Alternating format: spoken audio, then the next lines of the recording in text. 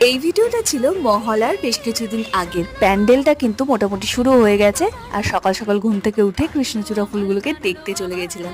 আজকে জলখাবারে বানিয়েছিলাম আটা দিয়ে গোলা রুটি, সাথে ছিল দুটো খেজুর, সস নিয়েছিলাম। এরপর বাড়িতে গিয়েছিলাম, রুদ্রবাবুর সাথে দেখা হলো, আর মেয়েকে নিয়ে গেছিলাম নাচের স্কুলে। বাড়িতে এসে চা খেলাম বিঙ্গো ম্যাড অ্যাঙ্গেল দিয়ে। আর এইবার খাজানা বের হলো। খাজানাই বলা যায় এগুলোকে, কারণ এগুলো বহু পুরনো। আমার জন্য বাঁচিয়ে রেখেছিল দিদি, মানে আমার ননদ।